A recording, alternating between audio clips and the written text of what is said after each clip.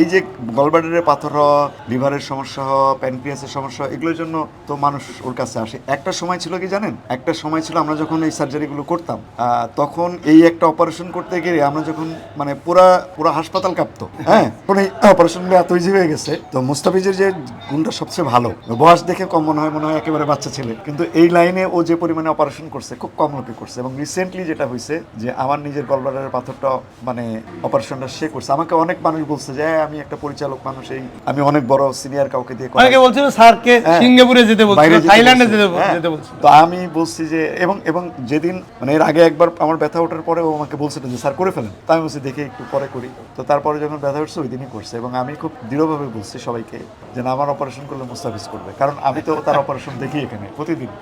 তো আমার হাসপাতালে, এটা আমাদের নিজেদের হাসপাতাল, আমাদের নিজেদের সার্জন, তো আমি যদি বিশ্বাস না করি তাহলে অন্য মানুষ কেমন বিশ্বাস করবে, তাই না? তো আমি খুবই, এবং আমি 5 দিন অপারেশন করার 5 দিন পর থেকে রীতিমতো অফিস করা শুরু করছি এবং এখানে এসে রোগী দেখা শুরু করছি, অপারেশন করা শুরু করছি।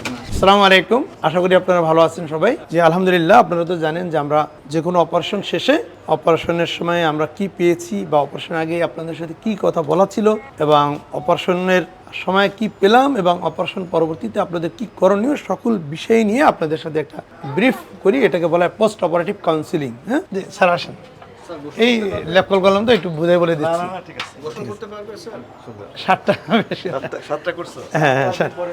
আলহামদুলিল্লাহ, আপনাদের জন্য আরেকটা সুসংবাদ দিব আমি, যে আপনাদের এই আলোচনার সময় আমাদের বাংলাদেশের চিকিৎসা জগতের গর্ব, এশিয়া মহাদেশের সবচেয়ে বড় burn and plastic hospital, national burn ও প্লাস্টিক হসপিটাল যেটা আছেন, সেটার সম্মানিত পরিচালক স্যার আমার সাথেই আছেন। ওনার চেম্বারটা যেহেতু আমার কাছেই, স্যার আপনাদের উদ্দেশ্যে হয়তো কিছু বলবেন। জি না, মানে বিষয় যেটা হচ্ছে যে আমরা, ও তো আমার কথা যেটা বললো, আমি প্লাস্টিক সার্জন ঠিক আছে। এই যে গলব্লাডারের পাথর হওয়া, লিভারের সমস্যা হওয়া, প্যানক্রিয়াসের সমস্যা, এগুলোর জন্য তো মানুষ ওর কাছে আসে। একটা সময় ছিল কি জানেন, একটা সময় ছিল আমরা যখন এই সার্জারিগুলো করতাম, তখন এই একটা অপারেশন করতে গিয়ে আমরা যখন মানে পুরা হাসপাতাল কাঁপতো।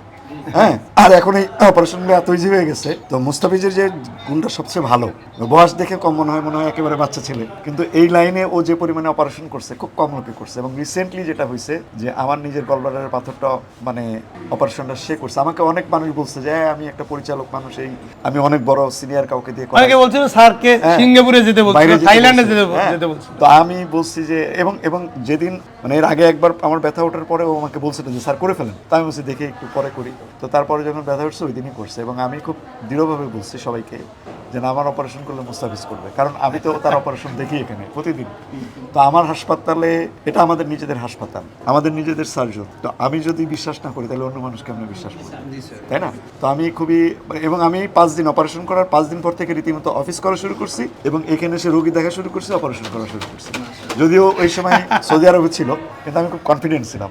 এটা কিন্তু একটা মানে সবচেয়ে গুরুত্বপূর্ণ বিষয়। দেখেন, আপনার যে বাড়ি, হ্যাঁ, সেই বাড়ির খাবার খেতে যদি আপনি নিজে পছন্দ না করেন, তাহলে অন্যরা কিন্তু ওই খাবার খেতে পছন্দ করবেন না। আমরা শুধু সার্জনের কথাই বলি না, আমরা অ্যাজ এ হোল হসপিটালটাও, এই হসপিটালের উপরে আমাদের আস্থা আছে যে আমরা মানে যে কোনো ধরনের অপারেশন বলেন, যে কোনো ধরনের চিকিৎসা বলেন, আমরা এই হসপিটালে আমাদের আত্মীয় স্বজন, আমার বাবা এখানে চিকিৎসা হয়েছে, আমার করোনার সময় আমার নিজের চিকিৎসা এখানে হয়েছে, আমি এখানে ভর্তি হয়েছি। মুস্তাফিজের নিজেরই একদিন একটা সমস্যা হয়েছিল, সেই চিকিৎসাটাও কিন্তু আমাদের এখানে হয়েছে। স্যারের মনে হয় প্রায় 10 জন রিলেটিভের পিত্তথলির পাথরের সার্জারি আমি করেছি। হ্যাঁ, তো আমার মনে হয় যে মানে তবে একটা জিনিস সবসময় আমরা বলি, যে কোনো সার্জারিতেই কিন্তু ইজি সার্জারিতে কমপ্লিকেশন হয়। তো অনেকে মনে করে যে একটা অপারেশনে যদি ছোটোখাটো হয় তখন মানুষ নানা কথা বলে, কিন্তু সার্জারি মানেই কমপ্লিকেশন হওয়ার সম্ভাবনা থাকে।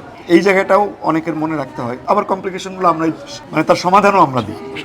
এই অনেক সময় দেখা যাচ্ছে ইমিডিয়েটলি মানুষ বিরক্ত হয়ে যায়। তো আমি তোমার জন্য আমার সবসময় দোয়া করব, মানুষের যতটা খেদমত করতে করা যায়, সেবা করা যায়।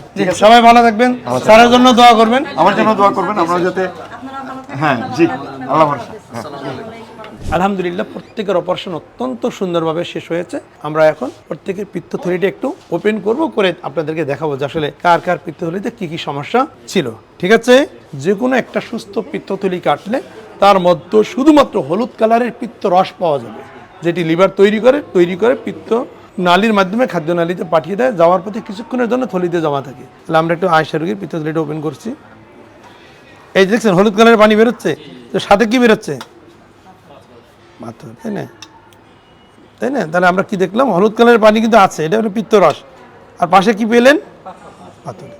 দ্বিতীয় পেশেন্টের পিত্তথলিটা একটু ওপেন করব। প্রথম রোগীর দেখলাম যে অনেক পাথর আছে, এই যে একটা পাথর আছে। কয়টা পাথর? একটা বেশ বড় পাথর আমরা দেখলাম। মুর্তজা হাসানের পিত্তথলিটা একটু ওপেন করব। আর তৃতীয় পেশেন্ট, তার থলিটা একটু ওপেন করব। ভিতরে কাদা মাটির মতো, পাথরগুলো দেখেছেন? এই যে দেখেন দেখেন, এর ভিতরে কিন্তু এই হলুদ কালারের পানি পাওয়া যাবে না, পিত্তরস নাই। কারণ কি? ভিতরে কিছুটা পুজের মতো, ভিতরে কিছুটা পুজের মতো এই আছে, ছোট ছোট স্টোন দেখছেন নাকি? কি স্টোন? ছোট।